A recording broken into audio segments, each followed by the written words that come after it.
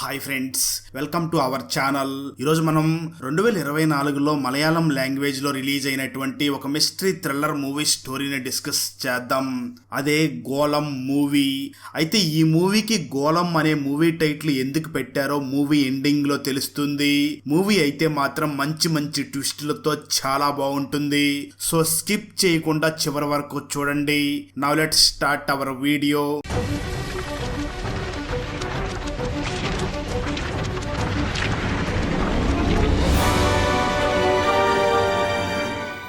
Open చేస్తే police officer Sandeep తన flat కి వచ్చి రిలాక్స్ అవుతూ వెంటనే తన టీంలోని ఆఫీసర్ కి కాల్ చేసి అటాక్ లో అనూప్ కి గాయం అయ్యింది, అనూప్ ని వెంటనే హాస్పిటల్ కి తీసుకుని వెళ్ళండి అని చెప్పి తను రిలాక్స్ అవుతాడు. ఆ తర్వాత రోజు వీటెక్ అనే కంపెనీలో వర్క్ చేసే 15 మంది ఎంప్లాయీస్ అందరూ కూడా ఎప్పట్లాగే కంపెనీకి చేరుకుని ఆఫీస్ లో బాస్ లేకపోవడంతో సరదాగా మాటలు చెప్పుకుంటూ స్నాక్స్ తింటూ చాలా కూల్ గా వర్క్ చేస్తూ ఉంటారు. అదే టైంలో ఆ కంపెనీ వాచ్మ్యాన్ వచ్చి మీరాని చూసి గార్డెన్ లో ఒక వాటర్ పైప్ పగిలిపోయింది, కొత్త పైప్ కొన్నాను అని ఆ పైప్ ని కొన్న బిల్లు ఇచ్చి వెళ్లిపోతాడు. ఆఫీస్ లోనే ఉన్న డోనా నాన్ స్టాప్ గా స్నాక్స్ తింటూనే ఉండడంతో తన దగ్గర ఉన్న డస్ట్ బిన్ కూడా ప్లాస్టిక్ కవర్స్ తో నిండిపోతూ ఉంటుంది. అరవింద్ అనే ఒక కాంట్రాక్ట్ ఫ్రీలాన్స్ వర్కర్ కూడా ఆఫీస్ కు వచ్చి కంపెనీ బాస్ కోసం వెయిట్ చేస్తూ ఉంటాడు. అలా అందరూ కూడా చాలా రిలాక్స్ గా ఉండగా సీసీటీవీలో బాస్ రావడం చూసిన మీరా మిగిలిన అందరికీ కూడా సిగ్నల్స్ ఇవ్వడంతో బాస్ వచ్చే టైం కి అందరూ కూడా సైలెంట్ అయిపోయి చాలా సీరియస్ గా వర్క్ చేస్తూ ఉంటారు. అదే టైంలో జాన్ ఆఫీస్ లోకి వచ్చి అందరినీ చూసి వెంటనే తన క్యాబిన్ లోకి వెళ్లిపోయి రిసెప్షనిస్ట్ మీరాని పిలిచి బయట కూర్చుని వెయిట్ చేస్తున్నది ఎవరు, బిబిన్ ఈ రోజు కూడా టైం కి ఆఫీస్ కి రాలేదా అని అంటాడు. ఆ మాటలు విన్న మీరా బయట వెయిట్ చేస్తున్నది అరవింద్ అనే ఒక ఫ్రీలాన్స్ వర్కర్, ఒక ప్రాజెక్ట్ లో అవసరం అని పిలిపించాం, బిబిన్ కి నిన్న ఆఫీస్ లో లేట్ అయ్యింది, వచ్చేస్తూ ఉంటాడు అని అంటుంది. అది విన్న జాన్ మాత్రం వర్క్ ని టైం కి చేయలేక లేట్ అయ్యింది అని సాకులు చెప్పడం కరెక్ట్ కాదు, అవును నీ ఆరోగ్యం ఎలా ఉంది, అంతా ఓకే కదా అని అంటాడు. ఆ మాటలు విన్న మీరా కూడా అంతా ఓకే సార్ అని చెప్పి మీరా వెంటనే జాన్ క్యాబిన్ నుంచి బయటికి వెళ్లిపోతుంది. సరిగ్గా అదే టైంలో తన సైకిల్లో లేట్ గా ఆఫీస్ కి వచ్చిన బిబిన్ కి ఒక ఫోన్ కాల్ రావడంతో పార్కింగ్ ఏరియాలోనే ఫోన్ మాట్లాడి ఆఫీస్ లోకి వెళ్తాడు. ఆ వెంటనే మీరా ఆఫీస్ లోని రాజీవ్ అనే ఒక సీనియర్ ఎంప్లాయీని చూసి కాన్ఫరెన్స్ హాల్లో మీటింగ్ జరుగుతుంది, నువ్వు కూడా ఆ మీటింగ్ లో ఉంటే మంచిది అని చెప్పడంతో రాజీవ్ మరొక ఇద్దరితో కలిసి ఆ కాన్ఫరెన్స్ హాల్లో మీటింగ్ లో కూర్చుంటాడు. కొద్దిసేపటికి టీ టైం అవ్వడంతో ఆఫీస్ లో వర్క్ చేసే సింధు అందరికీ టీ సప్లై చేసి ఆ వెంటనే వాక్యూమ్ క్లీనర్ తో ఆఫీస్ మొత్తం క్లీన్ చేస్తూ ఉంటుంది సింధు. అదే టైంలో ఒక ముగ్గురు ఎంప్లాయీస్ మాత్రం బయట క్యాంటీన్ లో టీ తాగుదాం అనుకుని ఆఫీస్ నుంచి బయటికి వచ్చేసి అక్కడ టీ తీసుకుని ఆఫీస్ పార్కింగ్ ఏరియాలో టీ తాగుతూ ఉంటారు. సరిగ్గా అదే టైంలో జాన్ కూడా తన క్యాబిన్ లోని కాఫీ మిషన్ నుంచి కాఫీ తీసుకుంటూ ఉండగా జాన్ మీద కాఫీ పడడంతో తను వెంటనే క్లీన్ చేసుకోవడానికి వాష్ రూమ్ లోకి వెళ్తాడు. కొద్దిసేపటి తర్వాత మీటింగ్ హాల్లో ఉన్న రాజీవ్ బయటికి వచ్చి జాన్ వాష్ రూమ్ లోకి వెళ్ళాడు అని తెలుసుకుని జాన్ కోసం వెయిట్ చేస్తూ ఉంటాడు. అయితే జాన్ ఎంతసేపటికి బయటికి రాకపోవడంతో రాజీవ్ కి డౌట్ వచ్చి డోర్ ఓపెన్ చేయడానికి ట్రై చేయగా డోర్ లోపల నుంచి లాక్ చేసి ఉంటుంది, అలాగే లోపల నుంచి ఎటువంటి సౌండ్స్ కూడా వినిపించవు. దాంతో జాన్ వెంటనే ఎక్స్ట్రా కీ సహాయంతో ఆ వాష్రూమ్ డోర్ ఓపెన్ చేసి చూడగా అప్పటికే జాన్ వాష్రూమ్ లో పడిపోయి చనిపోయి ఉంటాడు. అప్పుడు మూవీ టైటిల్ పడుతుంది. జాన్ బాగా డబ్బున్న వ్యాపారవేత్త కావడం, ఇంకా పెద్ద పెద్ద వారితో పరిచయాలు ఉండడంతో పోలీస్ కమిషనర్ సందీప్ అండ టీమ్ ని క్రైమ్ సీన్ కి పంపించి వీలైనంత త్వరగా కేసుని సాల్వ్ చెయ్యండి అని అంటాడు. ఫోరెన్సిక్ టీమ్ బాడీని చెక్ చేసి బాడీ నార్మల్ గా ఉండవలసిన దానికంటే కూడా చాలా ఎక్కువ చల్లగా ఉంది, బహుశా వాష్రూమ్ ఒక క్లోజ్డ్ లొకేషన్ లో ఉంది కాబట్టి అలా అయి ఉండవచ్చు. వాష్రూమ్ డోర్ లాక్ చేసి ఉంది, ఆ వాష్రూమ్ లోకి వెళ్ళడానికి కేవలం ఒక్క డోరు మాత్రమే ఉంది, సో ఇది హత్య అయ్యే ఛాన్సే లేదు, అయినా కూడా పోస్ట్ మార్టం చేసి కంప్లీట్ రిపోర్ట్ ఇస్తాము అని చెప్తారు. క్రైమ్ సీన్ మొత్తం పరిశీలించిన సందీప్ సీసీటీవీ కెమెరాలను చెక్ చేయగా జాన్ కాఫీ పడడంతో క్లీన్ చేసుకోవడానికి వెళ్ళినట్లుగా చెప్పినట్లుగా రికార్డ్ అయి ఉంటుంది. సందీప్ టీమ్ లోని కానిస్టేబుల్ సందీప్ ని చూసి కాఫీ క్లీన్ చేసుకోవడానికి వాష్రూమ్ లోకి వెళ్ళాడు. అప్పుడే ఆ డోర్ ఆటోమేటిక్ గా లాక్ అయి ఉంటుంది. లోపల నుంచి ఓపెన్ చేస్తే ఓపెన్ అయ్యేది. కానీ ఈ లోపు కాలు జారి కింద పడి తలకి గాయం అయి చనిపోయాడు. ఇది చాలా సింపుల్ కేస్ సార్ అని అంటాడు. కానీ సందీప్ మాత్రం వాష్రూమ్ లో కాలు జారి పడిపోయే అంత తడిగా లేదు అని సీసీటీవీస్ అన్నిటిని చెక్ చేయగా వాష్రూమ్ వైపుగా కెమెరా ఉంటుంది, కానీ దానిలో వాష్రూమ్ డోర్ పూర్తిగా కనిపించే యాంగిల్లో ఫిక్స్ చేసి ఉండదు. దాంతో జాన్ వాష్రూమ్ లో ఉండగా ముగ్గురు మహిళలు అటుగా వెళ్ళినట్లుగా రికార్డ్ అయి ఉంటుంది. కానీ వారి చేతిలో వాటర్ బాటిల్ ని బట్టి వారు అటుగా ఉన్న వాటర్ ఫిల్టర్ దగ్గర నుంచి వాటర్ ఫిల్ చేసుకోవడానికి వెళ్లి వచ్చారు అని అర్థం అవుతుంది. కానిస్టేబుల్ సందీప్ ని చూసి జాన్ క్యాబిన్ లో సీసీటీవీ కెమెరా లేదు, అలాగే ఆఫీస్ లో ఉన్న ఏ కెమెరాలోనూ వాష్రూమ్ డోర్ కనిపించేలాగా ఫిక్స్ చేసి లేవు అని అంటాడు.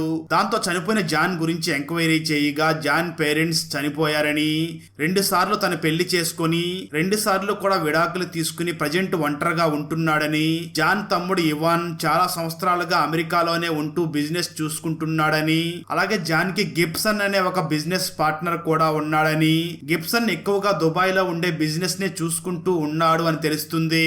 జాన్ మరణం గురించి తెలుసుకుని గిబ్సన్ ఇప్పుడు ఇక్కడికే బయలుదేరి వస్తున్నాడు అని కానిస్టేబుల్ చెప్తాడు. ఆ వెంటనే సందీప్ టీం ఆఫీస్ లో అందరి దగ్గర నుంచి ఫోన్స్ కలెక్ట్ చేసుకుని మేము చెప్పే వరకు ఎవరూ బయటికి వెళ్ళడానికి వీల్లేదు అని చెప్తారు. సందీప్ అందరినీ అనుమానంగా చూస్తూ జాన్ వాష్రూమ్ లోకి వెళ్ళినప్పుడు మీకెవరికి లోపల నుంచి జాన్ పడిపోయిన సౌండ్ రాలేదా అని అడుగుతాడు. రాజీవ్ వెంటనే సందీప్ ని చూసి నేను మరో 2 కలిసి కాన్ఫరెన్స్ రూమ్ లో ఉన్నాను, మరో 3 ఆఫీసు బయటికి వెళ్లారు, మిగిలిన వారందరూ ఇక్కడే ఉన్నారు, కానీ వాక్యూమ్ క్లీనర్ తో క్లీనింగ్ జరుగుతూ ఉంది, ఆ సౌండ్ వల్ల ఏమీ వినిపించలేదు. అయితే గిబ్సన్ సార్ జాన్ సార్ కి కాల్ చేస్తే కాల్ లిఫ్ట్ చేయలేదు అని, గిబ్సన్ సార్ నాకు వెంటనే కాల్ చేశారు, ఆ ఫోన్ ఇవ్వడానికే నేను వాష్రూమ్ దగ్గరికి వెళ్ళాను, కానీ సార్ ఎంతసేపటికి బయటికి రాలేదు, అందుకే అనుమానంతో డోర్ ఓపెన్ చేశాను అని అంటాడు రాజీవ్. ఆ వెంటనే ఆఫీస్ వాచ్మెన్ తో పాటు అందరినీ ఎంక్వైరీ చేస్తూ వారి చేతుల్ని చెక్ చేస్తూ అలాగే వారి బ్యాగ్స్ కూడా చెక్ చేయడం మొదలు పెడతాడు సందీప్. అదంతా చూస్తున్న కానిస్టేబుల్ మాత్రం ఇది ఒక సింపుల్ యాక్సిడెంట్ కేస్, కాలు జారి పడిపోయిన దానికి ఆఫీస్ లో అమ్మాయిల ముందు పెద్ద షెర్లాక్ హోమ్స్ లాగా బిల్డప్ కొడుతున్నాడు అని తిట్టుకుంటూ ఉంటాడు. అదే టైంలో ఆఫీస్ లో నీనా బ్యాగ్ లో స్లీపింగ్ పిల్స్ దొరకడంతో సందీప్ నీనాను చూసి ఇవి ఎందుకు వాడుతున్నావు, ఏ డాక్టర్ ప్రిస్క్రిప్షన్ తో వాడుతున్నావు అని అనగా ఆ మాటలు విన్న నీనా మాత్రం నిద్ర పట్టడం లేదు అని వాటిని వాడుతున్నాను, డాక్టర్ ప్రిస్క్రిప్షన్ లేకుండానే మెడికల్ షాప్ లో కొన్నాను అని అంటుంది. ఆ మాటలు విన్న సందీప్ డాక్టర్ ప్రిస్క్రిప్షన్ లేకుండా వాటిని అమ్మకూడదు కదా అని నీనా దగ్గర మెడికల్ షాప్ అడ్రస్ ని తీసుకుని తన కానిస్టేబుల్ ని పంపించి ఎంక్వైరీ చేయమంటాడు. ఆ వెంటనే సబటి అనే ఒక ఎంప్లాయీ మాట్లాడుతూ ఉండగా సబటి చేతి ఫింగర్ కి గాయమై ఉండడం గమనించి నీ ఫింగర్ కి ఏమైంది అని అడగ్గా సబటి మాత్రం నా టేబుల్ గీసుకుంది, బ్లడ్ కారింది అని అనడంతో వెంటనే సబతి టేబుల్ దగ్గరికి వెళ్లి అక్కడ చెక్ చేయగా అక్కడ నిజంగానే టేబుల్ కి బ్లడ్ అంటి ఉంటుంది. అలాగే సీసీటీవీలో కూడా సబటి ఫింగర్ కి గాయం తగిలినట్టుగా రికార్డ్ అయి ఉంటుంది. అలా అందరినీ చెక్ చేస్తూ ఉండగా కాంట్రాక్ట్ బేస్ వర్క్ చేయడానికి అక్కడికి వచ్చిన అరవింద్ వెంటనే అక్కడి నుంచి పారిపోవడానికి ట్రై చేసి దొరికిపోవడంతో పోలీసులకి అరవింద్ బ్యాగ్ లో డ్రగ్స్ దొరికిపోతాయి. అరవింద్ పోలీసుల్ని చూసి నాకు ఈ కేసుకి ఎటువంటి సంబంధం లేదు, నా బ్యాగ్ లో ఉన్న డ్రగ్స్ దొరికిపోతే కేసు అవుతుంది అని పారిపోవడానికి ట్రై చేశాను అని అనగా అరవింద్ ను కూడా బయటికి పంపకుండా అక్కడే కూర్చోబెడతారు. అదే టైంలో చనిపోయిన జాన్ పార్ట్నర్ అయినటువంటి గిబ్సన్ ఆఫీస్ కి చేరుకోవడంతో సందీప్ గిబ్సన్ ని కూడా విచారించడం మొదలు పెడతాడు. గిబ్సన్ సందీప్ ని చూసి జాన్ ఈ రోజు రాత్రికి ఫ్లైట్ కి సింగపూర్ కి వెళ్లి కొన్ని నెలల పాటు అక్కడే ఉండేలాగా ప్లాన్ చేసుకున్నాడు, కానీ ఈ లోపే ఇలా జరిగిపోయింది. బిజినెస్ లో చాలా మంది శత్రువులు ఉంటారు, సో ఒకరి మీద అనుమానం అని స్పెసిఫిక్ గా చెప్పలేను అని అంటాడు. ఆ వెంటనే సందీప్ ఆఫీస్ బయటికి వెళ్లి స్మోక్ చేస్తూ ఉండగా పార్కింగ్ లో ఉన్న కారు మీద ఒక లాలీపాప్ షేప్ లో గీసి ఉండడం చూస్తాడు. సందీప్ అది చూడగానే సందీప్ కి గతంలో జరిగింది గుర్తుకు వస్తుంది. నిజానికి కొన్ని నెలల క్రితం సందీప్ ఒక కేసు గురించి గురించి మాట్లాడడానికి డాక్టర్ కురియాకోస్ అనే వ్యక్తి దగ్గరికి వెళ్ళినప్పుడు ఆ ఇంటి డాక్టర్ ఇంట్లో పనిచేసే పని మనిషి కూతురు సందీప్ కారు మీద అచ్చం ఇలాంటి లాలీపాప్ షేప్ లో గీస్తుంది. సో ఇప్పుడు పార్కింగ్ ఏరియాలో ఉన్న కారు మీద ఉన్న డ్రాయింగ్ ని చూసి డాక్టర్ కురియాకోస్ గుర్తుకు వస్తాడు. సరిగ్గా అదే సమయంలో కానిస్టేబుల్ సందీప్ కి కాల్ చేసి, మీరు చెప్పినట్లుగానే మెడికల్ షాప్ లోకి వెళ్లి ఎంక్వైరీ చేశాను. వారు నిజానికి నీనాకి డాక్టర్ ప్రిస్క్రిప్షన్స్ తోనే స్లీపింగ్ టాబ్లెట్స్ ఇచ్చారంట. ఎవరో డాక్టర్ కురియాకోస్ అనే డాక్టర్ రాసిన ప్రిస్క్రిప్షన్స్ తోనే తనకి మందులు ఇచ్చామని చెప్పారంట అని కానిస్టేబుల్ సందీప్ కి చెప్తాడు. అది విన్న సందీప్ మాత్రం, అవునా, మరి మీనా ఎందుకు డాక్టర్ కురియాకోస్ ప్రిస్క్రిప్షన్స్ తో పిల్స్ తీసుకుంటే నాతో ఎందుకు డాక్టర్ ప్రిస్క్రిప్షన్ లేకుండానే టాబ్లెట్స్ తీసుకున్నాను అని అబద్ధం చెప్తుంది? డాక్టర్ కురియాకోస్ పేరుని ఎందుకు దాచింది అని అనుకుంటాడు. ఆ వెంటనే ఆఫీసులోకి వెళ్లి ఆ కారు ఓనర్ అయినటువంటి అరుణ్ ని చూసి, నీ కారు మీద ఉన్న లాలీపాప్ డ్రాయింగ్ ఎవరు వేశారు అని అనగా, అది విన్న అరుణ్ మాత్రం నా కొడుకు గీశాడు అని చెప్తాడు. దాంతో అరుణ్ కూడా డాక్టర్ కురియాకోస్ పేరుని దాస్తున్నాడు అని అనుమానించి వెంటనే పక్క క్యాబిన్ లోకి వెళ్లిన సందీప్ ఆఫీస్ లో అందరు ఫోన్స్ ని చెక్ చేయగా వాళ్ళందరూ కూడా డాక్టర్ కురియాకోస్ కి కాల్ చేసినట్లుగా తెలుస్తుంది. దాంతో సందీప్ వెంటనే డాక్టర్ కురియాకోస్ దగ్గరికి వెళ్లి, మీకు వీటెక్ అనే కంపెనీ తెలుసా అని అనగా డాక్టర్ మాత్రం తడబడుతూ, నేను ఎప్పుడు ఆ కంపెనీ పేరు వినలేదు అని అంటాడు. దాంతో సందీప్ డాక్టర్ ని చూసి, అలా ఎలా ఒక కంపెనీలో అందరూ ఒకే డాక్టర్ దగ్గర ట్రీట్మెంట్ చేయించుకోవడానికి వచ్చారు? మీరు నిజం చెప్పకపోయినా నేను నిజాన్ని తవ్వి బయటికి తీస్తాను. మీకు ఆ కంపెనీలోని ఎంప్లాయీస్ కి సంబంధం ఏమిటి అని అడగ్గా అప్పుడు డాక్టర్ జరిగింది చెప్పడం మొదలు పెడతాడు. డాక్టర్ సందీప్ ని చూసి, వీటెక్ కంపెనీలో రిసెప్షనిస్ట్ గా పనిచేసే మీరాకి ప్రెగ్నెన్సీ వచ్చినప్పుడు నా భార్య మీరాకి ట్రీట్మెంట్ ఇస్తూ ఉండేది. కానీ ఒకరోజు సడన్ గా మీరా బిడ్డ పురుట్లోనే చనిపోయింది. అలా సడన్ గా జరగడంతో మీరా డిప్రెషన్ లోకి వెళ్లిపోయింది. నేను నా భార్య కలిసి అలా ఎందుకు జరిగింది అని తెలుసుకోవడం కోసం మీరా బ్లడ్ శాంపిల్స్ ని తీసుకుని టెస్ట్ చేశాం. విచిత్రంగా మీరా బాడీలో ఒక ఫారెన్ డ్రగ్ ఆనవాళ్లు కనిపించాయి. అదే టైంలో మరో ఇద్దరు యువకులు వారికి సరిగ్గా నిద్ర పట్టడం లేదు అని, తలనొప్పి ఎక్కువగా వస్తుంది అని నా దగ్గరకు వచ్చారు. వారికి కూడా బ్లడ్ టెస్ట్ చేసినప్పుడు అచ్చం మీరా బాడీలో ఉన్నట్లుగానే వారి బాడీలో కూడా ఏదో ఒక ఫారెన్ డ్రగ్ ఆనవాళ్లు కనిపించాయి. ఆ తర్వాత వారిని ఎంక్వైరీ చేస్తే ఆ ఇద్దరు యువకులు కూడా మీరా వర్క్ చేసే వీటెక్ ఆఫీస్ లోనే వర్క్ చేస్తున్నారు అని తెలిసింది. దాంతో నాకు అనుమానం వచ్చి ఆ కంపెనీలో వర్క్ చేసే ఎంప్లాయీస్ అందరినీ పిలిచి వాళ్ళకి ఏవైనా ఆరోగ్య సమస్యలు ఉన్నాయా అని ఎంక్వైరీ చేయగా వాళ్ళందరూ కూడా రకరకాల ఆరోగ్య సమస్యలతో బాధపడుతూ ఉన్నారు. అంటే ఒకరికి కంటి చూపు తగ్గడం, మరి కొంతమందికి చెవిటి సమస్య, కొంతమందికి జుట్టు ఊడిపోవడం, అలాగే ముక్కులో నుంచి రక్తం కారడం, ఇలా రకరకాల సమస్యలతో వాళ్ళందరూ బాధపడుతున్నారు. దాంతో వాళ్ళందరూ బ్లడ్ శాంపిల్స్ ని ఒకసారి టెస్ట్ చేయగా సేమ్ వాళ్ళందరూ బ్లడ్ లో కూడా సేమ్ అదే ఫారెన్ డ్రగ్ శాంపిల్స్ కనిపించాయి. దాంతో వాళ్ళు రోజు ఆఫీస్ లో తాగే వాటర్ ఇంకా టీ, స్నాక్స్ అన్నిటినీ సీక్రెట్ గా తెప్పించి ల్యాబ్ లో చెక్ చేశాను. అప్పుడే నాకు భయంకరమైన నిజం తెలిసింది. నిజానికి వీటెక్ కంపెనీ ఓనర్ జాన్ కి ఒక ఫార్మాసిటికల్ కంపెనీ కూడా ఉంది. దానిలో రకరకాల వ్యాధులకు మందులు కూడా తయారు చేస్తూ ఉంటారు. వారు తయారు చేసిన ఒక యాంటీ డోస్ నే వీటెక్ కంపెనీలో వర్క్ చేసే ఎంప్లాయీస్ కి నీటి ద్వారా, ఫుడ్ ద్వారా వారికి తెలియకుండానే ఇచ్చి వారి మీద టెస్ట్ చేశారు. అంటే రెడ్ వైరస్ అనే ఒక వైరస్ కి జాన్ కంపెనీ ఒక విరుగుడు మందుని కనుక్కుని దాన్ని ముందుగా వీటెక్ లో వర్క్ చేస్తున్న ఎంప్లాయీస్ మీద ప్రయోగించారు. ఎంప్లాయీస్ రోజు ఆఫీస్ లోకి వెళ్ళగానే బయోమెట్రిక్ థంబ్ ఇంప్రెషన్ వేసి ఆ పంచింగ్ మిషన్ లో వేలు పెడతారు. అయితే అది నార్మల్ బయోమెట్రిక్ మిషన్ కాదు. వారు వేలు పెట్టగానే వారికే తెలియకుండా సన్నని సూది వారి బ్లడ్ శాంపిల్ ని తీసుకుంటుంది.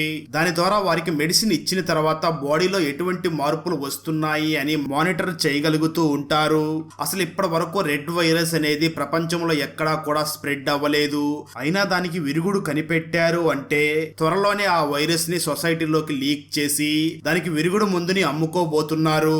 అందుకు వీటెక్ ఎంప్లాయీస్ ని ల్యాబ్ లో ఎలుకల్లాగా వాడుకున్నారు. నేను ఇదంతా నిరూపించాలి అనుకుంటూ ఉండగానే వారి ఎక్స్పెరిమెంట్ పూర్తయిపోయినట్లు ఉంది.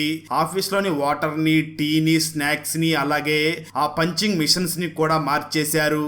సో వాళ్ళు చేసిన తప్పుని నిరూపించే టైం కూడా దాటిపోయింది. నేను ఆ ఎంప్లాయీస్ కి ట్రీట్మెంట్ ఇస్తూనే ఉన్నాను, కానీ వారు మాత్రం వారి బాస్ మీద పగ తీర్చుకోవాలి అనుకున్నారు. కానీ వాళ్ళు ఎలా పగ తీర్చుకోబోతున్నారు అనేది మాత్రం నాకు తెలియదు అని అంటాడు డాక్టర్. ఆ మాటలు విన్న సందీప్ డాక్టర్ ని చూసి వాళ్ళు ఆల్రెడీ వారి బాస్ జాన్ ని చంపేశారు, నాకు ఆ జాన్ కి సంబంధించిన ఫార్మాసిటికల్ కంపెనీ ల్యాబ్ ఎక్కడ ఉందో కనుక్కొని చెప్పండి అని చెప్పి వెంటనే ఆఫీస్ కి వెళ్లి అక్కడ ఉన్న ఎంప్లాయీస్ అందరినీ కూడా వారి వారి ఇళ్లకి పంపించేసిన సందీప్ అసలు ఆధారాలు లేకుండా, అది కూడా వాష్రూమ్ లోకి ఎవరూ వెళ్లకుండా ఎలా జాన్ ని చంపగలిగారు అని ఆలోచిస్తూ ఉంటాడు సందీప్. సరిగ్గా అదే టైంలో ఫోరెన్సిక్ డాక్టర్ సందీప్ కి కాల్ చేసి జాన్ చనిపోయిన వాష్రూమ్ లో ఎక్కడా కూడా మరొకరి ఫింగర్ ప్రింట్స్ దొరకలేదు, అలాగే బాడీ మీద కూడా ఎటువంటి గాయాలు లేవు, కింద పడడం వల్ల మాత్రమే తలకి గాయం అయ్యింది, కానీ ఆ గాయం వల్ల తను చనిపోలేదు, జానికి ఆల్రెడీ ఆస్తమా ఉన్నట్లుగా ఉంది, ఊపిరి తీసుకోవడంలో ఇబ్బంది పడి తను చనిపోయినట్లుగా ఉన్నాడు అని డాక్టర్ చెప్తుంది. సరిగ్గా అదే సమయంలో ఒక పెద్ద పురుగుని చిన్న చిన్న చీమలు చంపేసి మోసుకుని వెళ్తూ ఉండడం సందీప్ చూస్తాడు. అంటే నిజానికి సింబాలిక్ గా ఎంప్లాయీస్ అందరూ కలిసి వారి బాస్ ని చంపినట్లుగా సింబాలిక్ గా చూపిస్తారు. అయితే బాగా ఆలోచించిన సందీప్ ఎంప్లాయీస్ తమ బాస్ జాన్ ని ఎలా చంపేసి ఉంటారో అని ఒక గెస్ చేస్తాడు. స్టోరీ గతానికి వెళ్తుంది. నిజానికి జాన్ చేసిన పని వల్ల ఎంప్లాయీస్ అందరూ కూడా శాశ్వతంగా అనారోగ్య సమస్యలతో బాధపడుతూ ఉంటారు, కొంతమందికి మతిమరుపు కూడా వచ్చేస్తూ ఉంటుంది. దాంతో అందరూ కలిసి ఒక ప్లాన్ వేస్తారు. ఆ ప్లాన్ లో భాగంగా ముందు జాన్ అలవాట్లు, జాన్ వేసుకునే మెడిసిన్స్ సీక్రెట్ గా పరిశీలించి జాన్ కి ఆస్తమా ఉన్నట్లుగా తెలుసుకుంటారు. ఆ వెంటనే సబాటి మిగిలిన టీం మొత్తాన్ని చూసి మన ఆఫీస్ లో చిన్న ఫైర్ యాక్సిడెంట్ అయినా వెంటనే అలారం మోగి ఆఫీస్ మొత్తం కార్బన్ డైఆక్సైడ్ రిలీజ్ అయ్యి మంటలు ఆరిపోతాయి, ఆ విధంగా సేఫ్టీ సిస్టమ్ ని పెట్టారు. దానికి సంబంధించిన కార్బన్ డైఆక్సైడ్ సిలిండర్ ని కూడా మన పార్కింగ్ ఏరియాలోని ఏర్పాటు చేశారు. ఒక మనిషి ఎక్కువ మొత్తంలో కార్బన్ డైఆక్సైడ్ పీల్చితే చనిపోతాడు, అది పోస్ట్ మార్టం రిపోర్ట్ లో కూడా నార్మల్ మరణం లాగానే కనిపిస్తుంది. పైగా మన బాస్ కి ఆస్తమా కూడా ఉంది, సో ఊపిరి పీల్చుకోవడంలో కష్టమై చనిపోయినట్లుగా అనుకుంటారు. మనలో ప్రతి ఒక్కరికి ఒక చిన్న చిన్న కీ రోల్స్ ఉన్నాయి, ఎవరు చేయవలసిన పనులు వాళ్ళు కరెక్ట్ గా చెయ్యాలి, ఏ ఒక్కరు తప్పు చేసినా అందరం దొరికిపోతాం, సో చాలా జాగ్రత్తగా ప్లాన్ లో ఉన్నట్లుగానే చెయ్యండి అని ఎంప్లాయీస్ అందరూ కలిసి పక్కాగా ప్లాన్ చేస్తారు. ప్లాన్ లో భాగంగా ముందు వారిలోని వాచ్మ్యాన్ గార్డెన్ ఏరియాలో పైప్ పాడైపోయింది అని చెప్పి కొత్త పైప్ ను కొని పాత పైప్ ని మాత్రం పార్కింగ్ ఏరియాలో కార్బన్ డైఆక్సైడ్ సిలిండర్ పక్కనే పెడతాడు.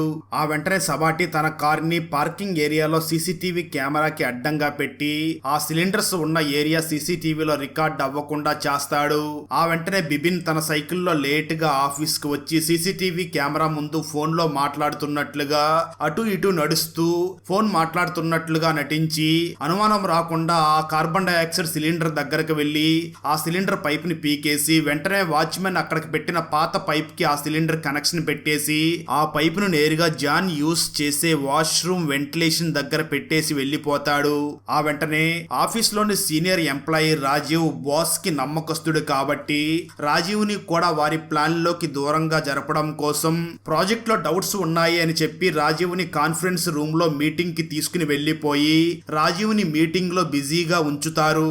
ఆ వెంటనే ప్లాన్ లో భాగంగా సింధు వెళ్లి జాన్ యూస్ చేసే కాఫీ మిషన్ లో కాఫీ పౌడర్ ఫిల్ చేస్తున్నట్లుగా నటించి జాన్ కి తెలియకుండా కాఫీ మిషన్ నోజిల్ దగ్గర ఒక చిన్న పేపర్ బాల్స్ ని అడ్డంగా పెట్టేసి అక్కడి నుంచి వెళ్లిపోతుంది.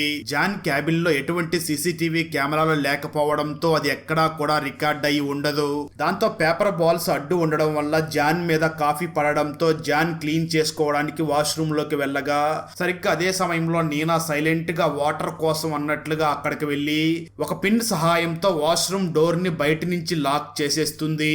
అయితే వాష్రూమ్ డోర్ ఏ సీసీటీవీ కెమెరాలోనూ కవర్ అవ్వలేదు కాబట్టి అది కూడా ఎక్కడ రికార్డ్ అయి ఉండదు. ఆ వెంటనే అందరికి టీ ఇచ్చిన సింధు కావాలనే ప్లాన్ ప్రకారం జాన్ అరుపులు ఎవరికి వినిపించకుండా ఉండడం కోసం వాక్యూమ్ క్లీనర్ ని ఆన్ చేసి క్లీనింగ్ చేయడం మొదలు పెడుతుంది. అదే టైంలో ఆఫీస్ బయట కాఫీ తాగడం కోసం వెళ్లిన ముగ్గురు సీసీటీవీ ముందు నార్మల్ గా నటిస్తూ అక్కడే కూర్చుని సీసీటీవీలో కనబడకుండా చాలా తెలివిగా కార్బన్ డైఆక్సైడ్ ని రిలీజ్ చేయడంతో అది నేరుగా వాష్రూమ్ లోకి వెళ్లిపోతుంది. దాంతో జానికి ఊపిరాడక డోర్ ఓపెన్ అవ్వకపోవడంతో అక్కడే కుప్పకూలి చనిపోతాడు. ఆ వెంటనే నీనా మళ్ళీ వాష్రూమ్ దగ్గరికి వెళ్లి వాష్రూమ్ డోర్ లో పెట్టిన పిన్నిని తీసేయగా పార్కింగ్ ఏరియాలో ఉన్న ముగ్గురు ఆ వెంటిలేషన్ లోకి పెట్టిన పైప్ ని తీసి డస్ట్బిన్ లో పడేసి ఏమీ తెలియనట్లుగా ఆఫీస్ లోకి వెళ్లిపోతారు. అయితే ప్లాన్ లో భాగంగా డోనా నాన్ స్టాప్ గా ఫుల్ గా స్నాక్స్ తిని తన డస్ట్బిన్ మొత్తం కూడా ప్లాస్టిక్ కవర్స్ తో నింపేయడంతో సింధు వాటిని వాటిని తీసుకుని వెళ్లి డస్ట్బిన్ లో వేసి ఆ కవర్స్ ని కాల్స్తున్నట్లుగా నటిస్తూ వాళ్ళు చంపడానికి వాడిన ప్లాస్టిక్ పైప్ ను కూడా కాల్చేసి సాక్ష్యం లేకుండా చేస్తారు. అలా చాలా తెలివిగా జాన్ ని చంపేస్తారు. కానీ నీనా బ్యాగ్ లో స్లీపింగ్ టాబ్లెట్స్ దొరకడం, ఇంకా వారందరూ ఫోన్స్ లో కామన్ గా డాక్టర్ నెంబర్ ఉండడం వల్ల సందీప్ కి వారి మీద అనుమానం కలుగుతుంది. అందరూ కలిసి జాన్ ని చంపేశారు అని సందీప్ కి తెలిసినప్పటికీ ఆ ఎంప్లాయీస్ కి జరిగింది చాలా పెద్ద ద్రోహం అని అర్థం చేసుకున్న సందీప్ పై అధికారుల్ని కలిసి జాన్ ది ఒక నార్మల్ మరణం అని రిపోర్ట్ ఇచ్చి కేసుని క్లోజ్ చేస్తాడు. ఇది చూసిన కానిస్టేబుల్ మాత్రం ఈ విషయం నేను ముందే చెప్పా కదా అని తన మనసులో అనుకుంటూ ఉంటాడు. ఆ వెంటనే డాక్టర్ ద్వారా జాన్ కి సంబంధించిన ల్యాబ్ అడ్రస్ కనుక్కున్న సందీప్ సీక్రెట్ గా ఆ ల్యాబ్ లోకి వెళ్తాడు. అదే టైంలో జాన్ చనిపోవడంతో ఆఫీస్ ని చూసుకోవడానికి జాన్ పార్ట్నర్ గిబ్సన్ వస్తాడు. ల్యాబ్ లోకి వెళ్లిన సందీప్ ఏం చేశాడు, ఇంకా గిబ్సన్ మీద కూడా ఎంప్లాయీస్ పగ తీర్చుకున్నారా లేదా దొరికిపోయారా అనేది తెలియాలి అంటే పార్ట్ 2 చూడాల్సిందే. ఈ మూవీకి ఆల్రెడీ పార్ట్ 2 ని కూడా అనౌన్స్ చేసేశారు. పార్ట్ 2 రిలీజ్ అవ్వగానే దాన్ని కూడా ఎక్స్ప్లెయిన్ చేసి ఆ వీడియో లింక్ ని ఈ వీడియో డిస్క్రిప్షన్ లో మరియు కామెంట్స్ లో ఇస్తాను, చూసేయండి. ఈ మూవీకి గోళం అనే పేరు ఎందుకు పెట్టారు అంటే గోళం అంటే స్పియర్. జనరల్ గా తప్పు చేసిన వారు ఏదో ఒక మూల దాక్కోవాలి అని చూస్తారు. కానీ మీరు మ్యాథ్స్ జామెట్రీలోని షేప్స్ చూస్తే స్క్వేర్స్ కి, రెక్టాంగిల్స్ కి, ట్రయాంగిల్స్ కి ఇంకా అన్ని షేప్స్ కి మూలలు ఉంటాయి. సో తప్పు చేసిన వాడు ఏదో ఒక మూల దాక్కునే అవకాశం ఉంటుంది. కానీ క్రిమినల్ ఒక స్పియర్ అంటే ఒక గోళంలో ఉంటే స్పియర్స్ కి ఎటువంటి మూలలు ఉండవు, అంటే ఈజీగా దొరికిపోతాడు. సింపుల్ గా చెప్పాలి అంటే పర్ఫెక్ట్ క్రైమ్ అనేది ఉండదు. తప్పు చేసిన వాడు ఒక స్పియర్ లో ఉన్నట్లుగానే చాలా ఈజీగా దొరికిపోతాడు అని దీని అర్థం. ఇలాంటి క్రేజీ మలయాళ థ్రిల్లర్ మూవీస్ అన్నిటినీ కలిపి ఒక చోట చేర్చి ఆ లింక్ ని ఈ వీడియో డిస్క్రిప్షన్ లో మరియు కామెంట్స్ లో పిన్ చేసి ఉంచాను. ఆ లింక్ ని క్లిక్ చేసి మంచి మంచి థ్రిల్లర్ మూవీస్ ని ఎంజాయ్ చేయండి. Thanks for watching. జై హింద్.